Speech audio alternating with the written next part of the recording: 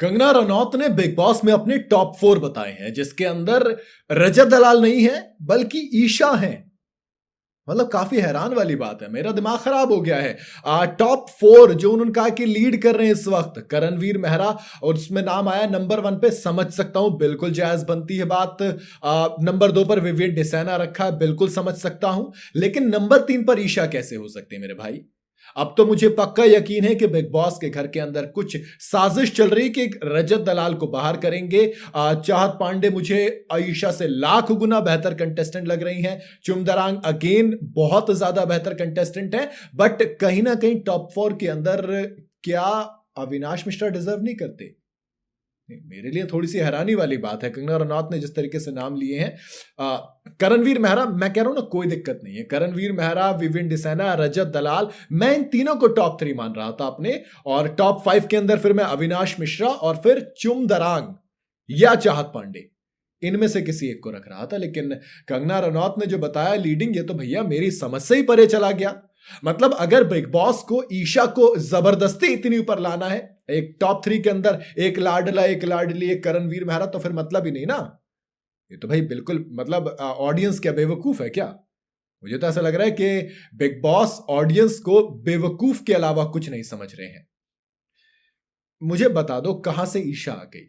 क्या ईशा गेम के अंदर रहती है इतनी? मुझे तो घर के अंदर एक्टिव नजर नहीं आती। ईशा कब आपको प्रोमो में नजर आई होंगी? 82 दिन हो गए बिग बॉस को आते आते।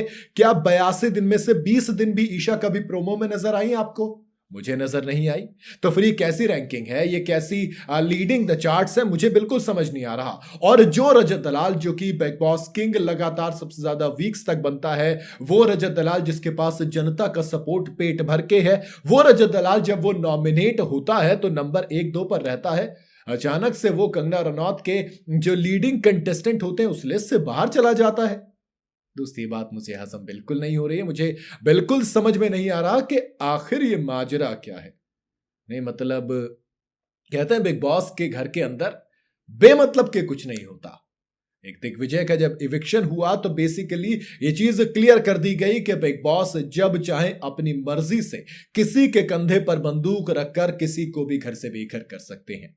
ईशा, जिनके लिए मैं कह रहा हूं कि अब जो नॉमिनेटेड कंटेस्टेंट है उसमें कशिश कपूर सबसे कमजोर है, तो नंबर 2 पर ईशा का ही नाम है, जिनके बारे में हम सोच रहे हैं कि अगर इस हफ्ते डबल इविक्शन होता है तो ईशा अब घर से बेघर हो जाएंगी। वो ईशा टॉप 3 के अंदर है कंगना रनौत की लिस्ट में। और रजत दलाल जो कि नंबर 1 पर रहते हैं, वो टॉप 4 में है ही नहीं। जी हां, टॉप 4 में नंबर 4 पे चुमदरांग है। तो ये जो लिस्ट है मेरे लिए थोड़ी सी हैरानी। Karanveer number 1, Vivian number 2, Eisha number 3 और चुमदरांग नंबर 4। मुझे चुम, विवियन और करण से कोई दिक्कत नहीं है, लेकिन ईशा नंबर 3 पे मुझे नहीं लगता कि डिजर्व करती हैं। मेरे हिसाब से नंबर 3 पर रजत दलाल आने चाहिए। बाकी आपकी मर्जी है। अगर वोट्स की कमी है तो मेरे ख्याल से रजत दलाल के फैंस को एक बार फिर से बिग बॉस के मेकर्स को ये बताने की जरूरत है कि दोस्त, रजत दलाल के पास वोटर्स की कमी नहीं है। उसके फैंस वो नकली वाले नहीं हैं। उसके फैंस उसे वोट करना जानते हैं। बाकी मैं आपके ऊपर छोड़ता हूं। आपको क्या लगता है, क्या अब मेकर्स कोई चाल चलेंगे रजत को नीचे लाने के लिए? क्योंकि वोट के दम पे तो दोस्त रजत को बेघर या टॉप 3 से आप हटा नहीं सकते। ईशा कैसे टॉप 3 में पहुंची, आई सीरियसली डोंट नो। मुझे बिल्कुल समझ नहीं आ रहा। अगर आपको समझ में आ रहा तो प्लीज मुझे समझाइए कॉमेंट के अंदर। बाकी आपकी क्या राय है इस वीडियो को लेकर, मुझे कॉमेंट में जरूर बताइएगा। वीडियो अगर आपको पसंद आई हो तो इसे लाइक और शेयर जरूर करें, और जाते जाते चैनल को फॉलो और सब्सक्राइब जरूर करते जाइएगा।